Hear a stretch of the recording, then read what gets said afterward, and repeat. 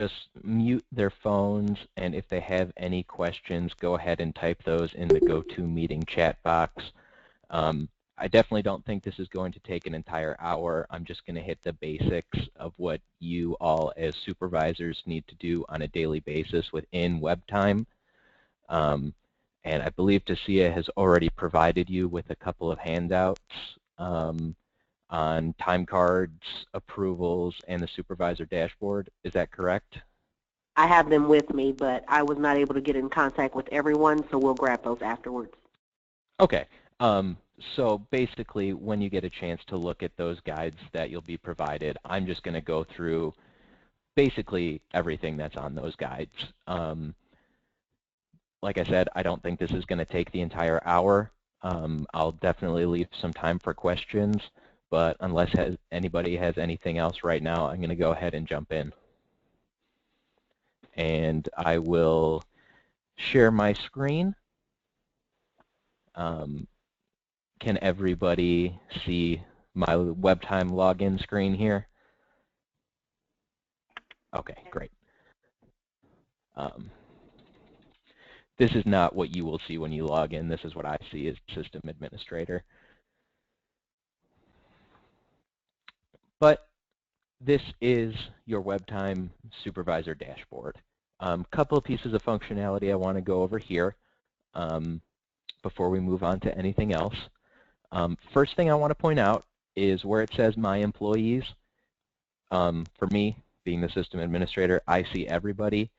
For all of you as supervisors, you will only see your employees listed here. So if you have 10 employees, you're just going to see 10. In that same regard, you are only going to see your employees' missed punches and your employees' pending time off requests. So everybody's not going to be able to see everything. You as supervisors are assigned specific groups of employees, and you will only see that group. Couple other things to go over on this supervisor dashboard. We have these insights charts. As more hours get in here, this is basically a bar graph representing total hours by pay type. So you'll see all the regular time, all the overtime, vacation, sick, personal, what have you, in a bar graph form, and you can see it for 2 weeks at a time. Again, this is for supervisors based on the employees you have permission to see. The other helpful insights graph that I'll draw your attention to are your status board totals. What this is going to tell you at a glance is how many of your employees are clocked in and how many are clocked out. At first glance, this may not seem that helpful. This is just a quick at a glance thing, how many people are in, how many are out. To break out this information a little bit more, you can click View Status Board. And what this will do is it'll do exactly what I just told you, break things out. How many people are clocked in, how many people are at lunch, how many people are clocked out. You can filter on any of these columns to bring up, you want to see all the people who are clocked in, you click the In column. You want to see all the people who are at lunch brought up to the top, click that column. And you can do that on any of the available columns. To get back to your supervisor dashboard, you can always hit your home link. That'll take you right back to where you need to be. Probably the most important functionality for you as supervisors is to keep up with your missed punches. As employees punch in and out, they're going to miss some punches. It's just a fact of life. Fixing them, though, very easy. So you can see the number is orange. If you see orange in Paylocity, that's our sort of call to action color. It means you're supposed to click on it. So if we're at our regular employee dashboard, it's time to fix some missed punches. You're going to click on the number. And to fix it, all you have to do is click on the name. It'll take you right to the employee's timesheet. You can see right where the missed punch is. And to fix it, all you need to do is put in the time and hit save. Now, if we go back to our supervisor dashboard, we're going to see one less missed punch. I'm not going to say you have to be in here every day taking care of your missed punches. I would definitely recommend at least every other day, and definitely you want to have all your missed punches fixed for the pay period before it's time to run payroll. It's just something, if there are missed punches, we won't be able to go forward with the payroll process, so we want to make sure we're being vigilant and keeping an eye on those missed punches. Any question on missed punches or that functionality in the dashboard?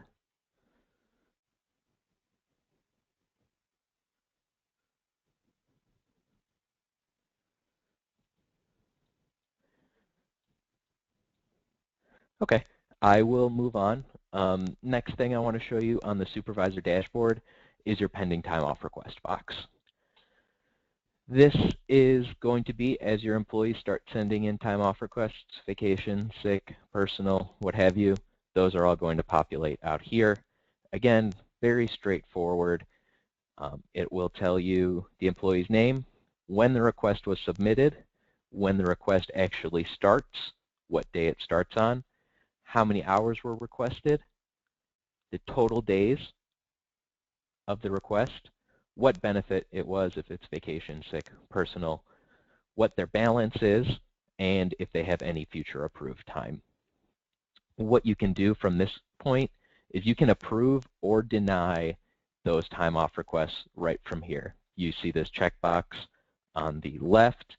You can just click that checkbox, approve or deny any of the selected time off requests that you have. Any questions on time off requests on this screen? And as soon as the balances are loaded into the system, they will be synced and mapped over into WebTime. So the balance that's in WebPay, it will just be reflected in WebTime.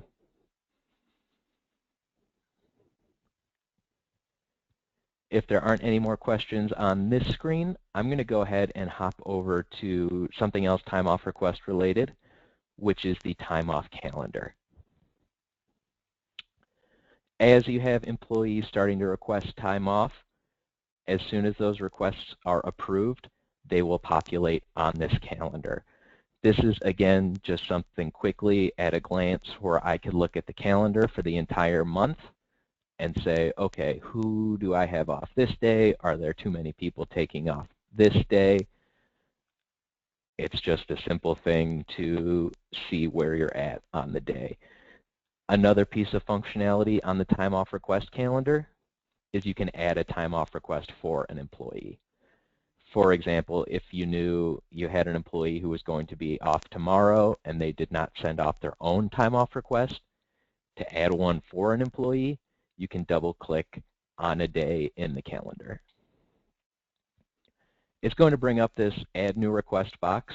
You can search for your employees using this search box or using this drop down, and it's going to tell you the date.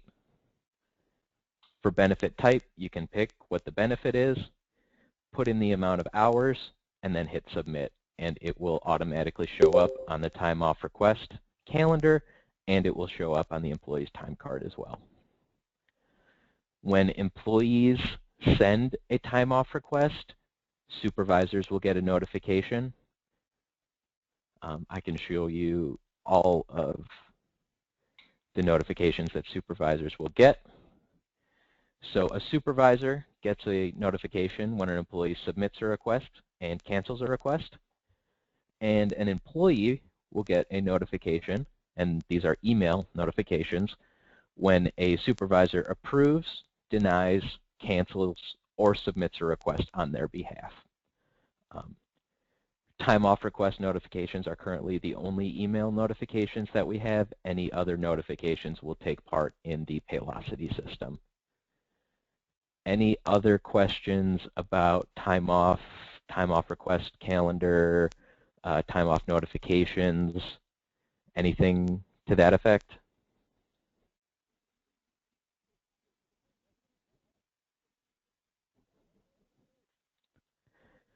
I think as you all as supervisors get in the system more, you're going to find out that it's pretty intuitive, pretty easy to use, and it's just going to be a pretty smooth process for everybody. What I'm going to get into next will be just a couple pieces of time card maintenance. So I'm going to click into time card, and I'm going to use this employee just because I've been using them as an example already. If the employee doesn't have a desk workstation, where is the email set to? The email, so in WebPay, there is an email field in the employee record. If that's filled out, it will go to whatever email is in that field.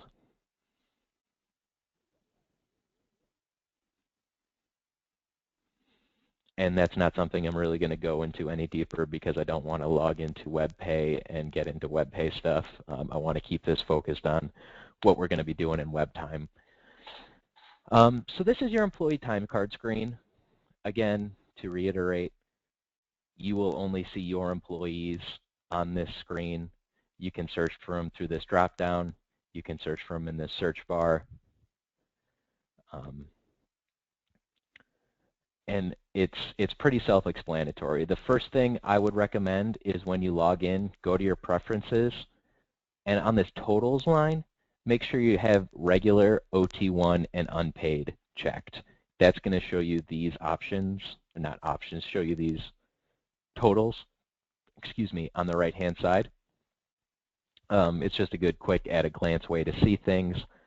The other thing in your preferences I would recommend checking is showing all for cost centers. That's going to give you this transfer column so you can see where the time was spent for the employee. I think eventually we'll get into doing some employee transfers where we can see where employees worked in different places, but this is just all the time is going to be spent in the employee's home cost center. Just want you to be able to see it. If you need to fix a punch, so say for example, on this Friday, the employee punched in, came in at 7:30, but, forgot to punch in and then clocked in at 8 and left you a message that said, oh, that punch needs to be changed to 7:30. All you have to do is click in the cell, just like you're editing an Excel document, put 7:30, and hit save. I would strongly recommend after any type of change you make to a time card, hit that save button. If you needed to add a whole day worth of punches for an employee, I would recommend using this add punch option. This is going to give you this pop-up where you can select a clock in, clock out, start lunch, end lunch. I'm just going to show you how to add a clock in and a clock out at the same time. So I'm going to choose clock in for today. And we're going to put in the time. Let's put in 9 a.m. And I'm going to add a matching punch as well. And that matching punch will be a clock out on the same day. And let's make it 6 p.m. I don't need to click supervisor approved. I don't need to include a note. I could include days to repeat. For this, I'm not going to. I'm just going to add a clock in and a clock out for one day. I'm going to hit add. And then there you could see that for today. I want to get into adding some non-work pay types. And you have two ways to do that as well. First one is by using the add pay type transaction. This is sort of like what I showed you on the time off calendar, but this is just on the employee's time card. So you'll click the add pay type transaction option. Again, you can pick any of the pay types available. I'm going to use vacation. And let's say that this employee is taking tomorrow off. I'm going to put in 8 hours. And I'm not going to change anything else. Everything else can just be left as it is. And I'm going to hit add. And now we could see on Friday there is 8 hours of vacation. The other way you could add a non-work pay type is by using this drop-down right here. Again, this just gives you a list of the pay types to choose from. I'm going to choose vacation again, and I'm going to put in 8 hours, and I'm going to hit save.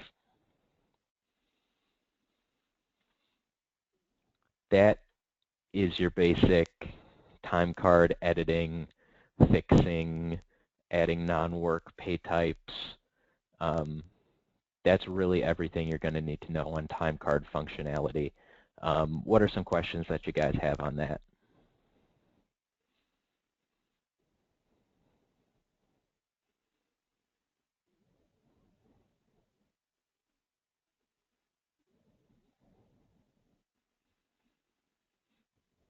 All right, if nobody has anything, I'll get into a couple other things on the time card just to draw your attention to.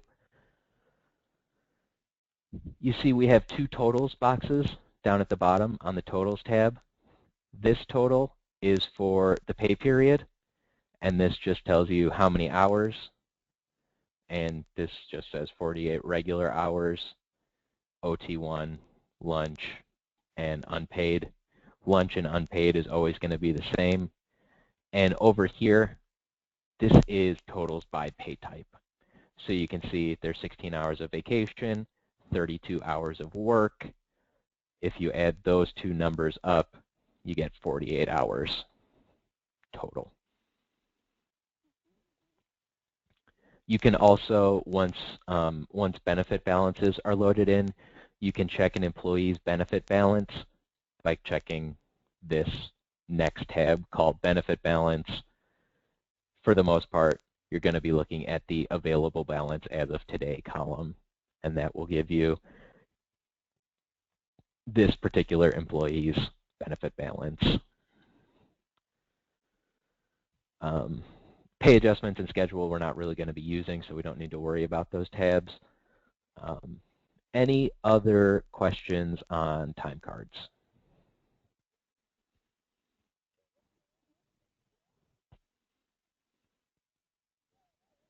Speak now or forever hold your peace.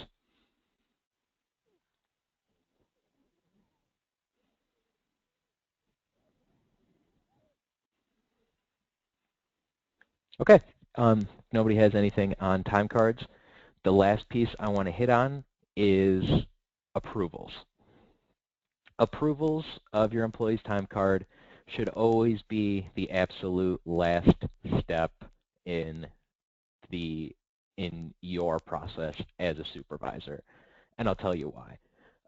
We're going to go to the employees dropdown and to time card approvals. And when it comes to approvals, you always want to make sure we're looking at the correct date range.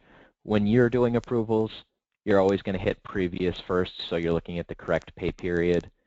I'm going to use the current pay period we're in because it has hours in it so we can demonstrate. The reason I want approvals to be the last thing you do is because let's say we approve this employee's time. But then we have to go back and fix it. Maybe he really did start at 8 a.m. that morning.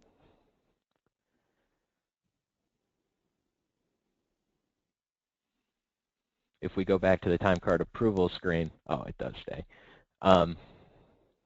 If you change more than one cell, it'll become unapproved. So approvals need to be your last step in the process. Once something's been supervisor approved, you can check on it, make sure that box is checked. A couple other things to draw your attention to. This screen is just, again, a quick overview of how many regular hours, how much OT1, any non-work hours, and a total. If you do see something that you find suspicious or need to change, you can click on the employee's name from this list, and it will take you right back to their time card to fix it. If all of your time cards are correct, if you check this word approve, if you click it, it will select every time card and you can save them all at once.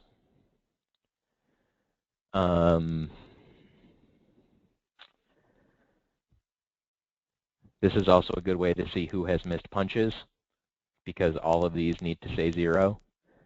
So, if we go to this employee, we need to fix that missed punch. And once that's fixed, it'll go away on this time card approval screen. So approvals need to be done last. You have a couple options for how you can filter on it. So if you have, 20 employees and you've approved 10 of them and you want to see the 10 that are unapproved, you can filter on if they've been approved or not approved. And you can search.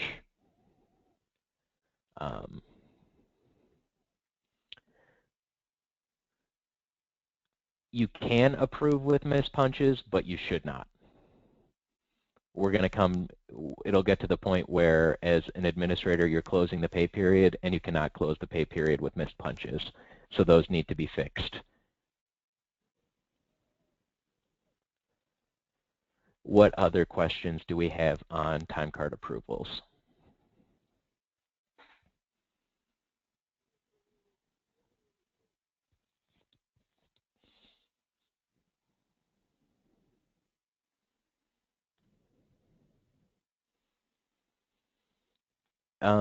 Otherwise, we have some time left. I'll open it up for sort of general questions on anything we've gone over. And if there's nothing, I'll let everyone get back to their day. To see, is there anything else that you want me to hit on that I didn't go over, or something you want me to repeat? No, I think that this is a good starting point for us all. As we've said before to all staff members, especially in that initial training, we anticipate that there are going to be some hiccups during that first pay period. So I think that Greg has done a good job in showing us, for those missed punches and things like that, how we go in and correct those. If you find later that the time that they are trying to request off is not available in the drop-down menus, please let me know. We did go through and think of every scenario, including, bereavement, or if we have part-time employees that don't have PTO, we now have an option that says non-worked, I believe. Other than that, the handouts that Greg mentioned are already printed. I am going to set them on that back desk outside of Kim and Vince's office where the other documents were. And if you don't have any other questions for Greg, I think that wraps us up.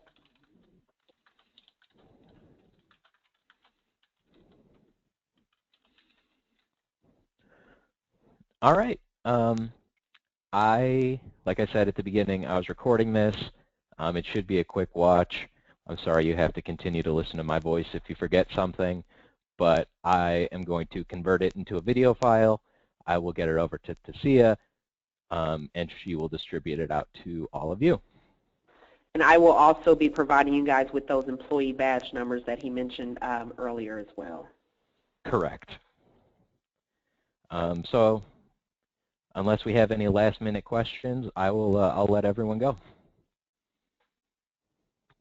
Thanks, Greg. I appreciate it.